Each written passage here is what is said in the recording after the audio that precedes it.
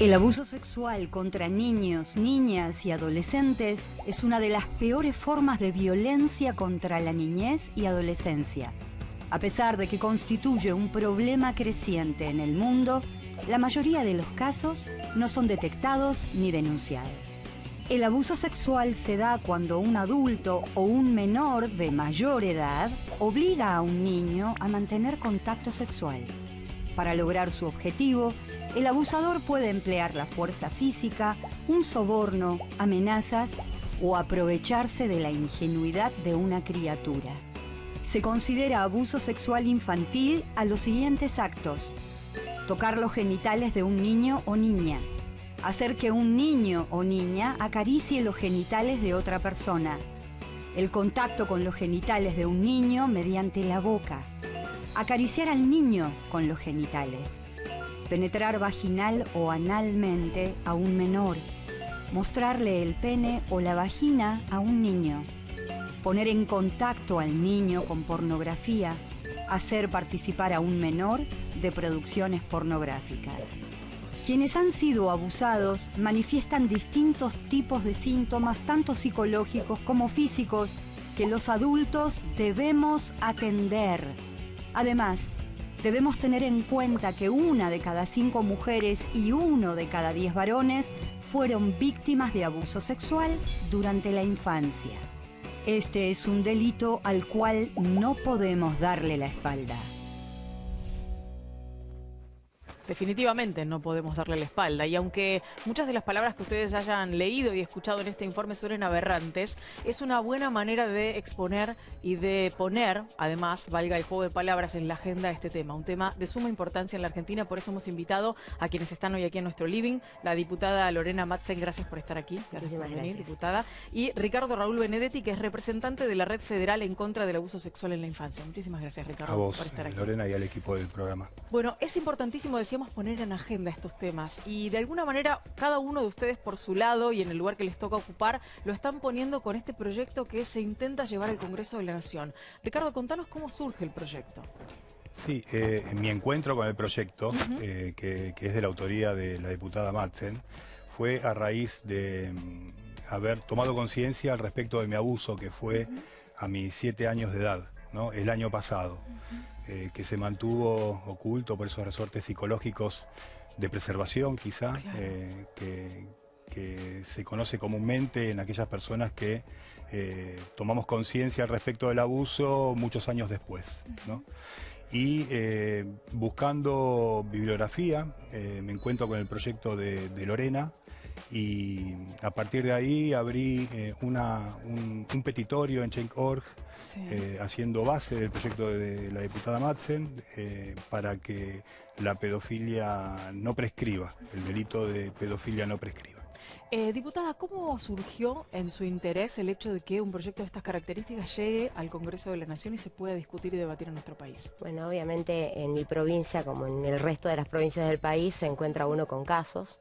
Me pasó en Viedma, chicas que habían sufrido abuso y que cuando, bueno, en un caso muy particular que creo que es el que más me impactó, una mujer ya grande se encuentra con sus abusadores. Había sufrido abuso desde los 7 a los 15 años, claro, y se encuentra con su abusador. Bueno, ahí es como que recobra esa vivencia horrorosa de su infancia. Cuando va a denunciarlo, bueno, la causa estaba prescripta. Y bueno, ella tuvo un montón de sucesos en su vida que tuvieron que ver con aquella vivencia y que, bueno, tuvo la valentía o pudo, claro, contarlo recién ella en la adultez. Claro. Y se encontró con esta cuestión de la prescripción, como que el sistema normativo no va a la par de lo que le sucede a la persona que atraviesa por una situación como esta. Y bueno, empezamos a trabajar con abogadas, con la doctora Brametto específicamente, sí, a trabajar sobre esto. Y bueno, esencialmente sabemos que han habido avances importantísimos. El hecho de lo que sucedió el año pasado con que los abusos sexuales infantiles sean de orden público es muy importante. Eso nos involucra a toda la sociedad en su conjunto. Cualquiera que tomemos noción o tengamos sospecha de un caso, tenemos la posibilidad de denunciar. Sabemos también que muchos de los abusos que se dan En la infancia son a través de familiares, de personas de confianza de la familia. Hablamos de porcentajes altísimos, alrededor del 80%, con lo cual el menor que se encuentra en una situación como esa tiene también esa barrera Exacto. de la culpa. Totalmente, de de creer que es claro, que algo hizo para que eso le sucediera. Yo quiero detenerme un instante en esta cuestión, ¿no? De la importancia de que sea imprescriptible un delito de estas características, a partir de lo que contaba recién Ricardo, ¿no? De la cantidad de tiempo que uno necesita para correr ese velo que hace que se transforme en imposible contar lo que pasó. A vos te llevó muchísimos años. ¿Te has encontrado con otra gente en esta red que conformaste o de la que formás parte, a la que le pasó lo mismo que a vos? Sí, así es. Y con el mismo cura que nos agredió sexualmente, ¿sí? Con otra sobreviviente, Julieta Añasco.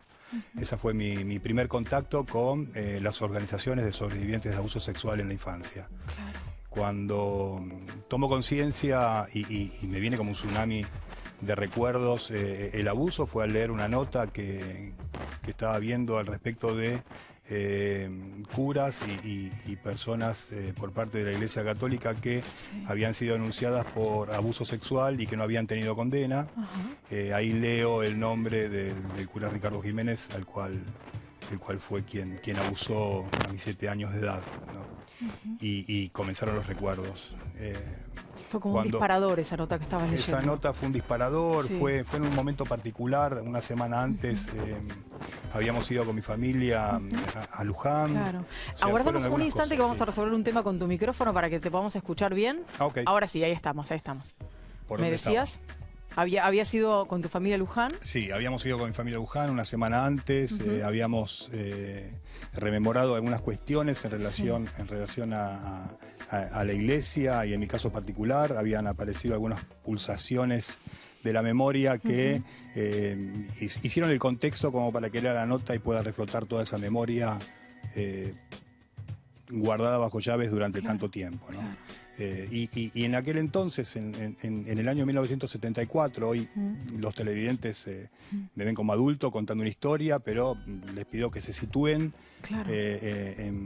en mi condición de niño, de 7 años. Y en esa época. Y en esa época, en esos años, a punto de tomar la comunión, ¿no? Claro. Fue bastante choqueante y paralizante la situación, ¿no? En mi primera confesión para la toma de comunión, ya el cura abusó de mí con tocamientos impúdicos, tomando como base de acercamiento el consultarme sobre las malas palabras que decía y al respecto de esas malas palabras, explicándome él como estrategia para el acercamiento que se referían a enfermedades de los genitales y demás, y ahí aprovechaba para tocar.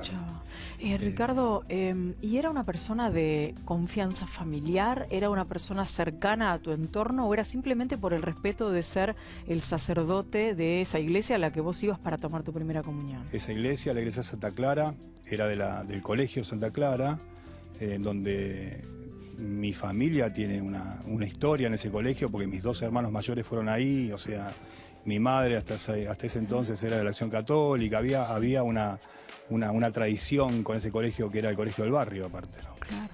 Y en ese contexto me tocó ser la víctima de esa agresión sexual y me resultaba como imposible verbalizarla o comunicarla. ¿Y a justamente quién, por además, ese contexto, ¿no? Y a quién contárselo, ¿no? Y el tema es a quién. Y lo sufrí durante un par de años, porque después me eligió ese cura para ser monaguillo de la iglesia. Y nada, se daban situaciones complejas que las mantuve enterradas durante mucho tiempo. Primero quiero agradecerte la valentía por contarlo y hacerlo públicamente, porque de esta manera también podemos visibilizar lo que significa para muchísima gente que ha sufrido abuso sexual infantil. Estamos transitando de alguna manera en el mundo la lucha contra el abuso sexual infantil con campañas y demás. Y quiero preguntarle a la diputada, ¿qué puede significar la aprobación de una ley o de un proyecto de ley como el que usted ha presentado para cambiar este estado de situación? Esencialmente el acceso a la justicia, ¿no? Porque una cuestión tan formal como la prescripción, los plazos legales tan fríos, ¿no? La letra de la ley tan fría, a la par de lo que le pasa a la persona que transcurre por una situación como esa. Yo también digo, Ricardo es un valiente, pero realmente que él tenga este valor hace que otros se animen.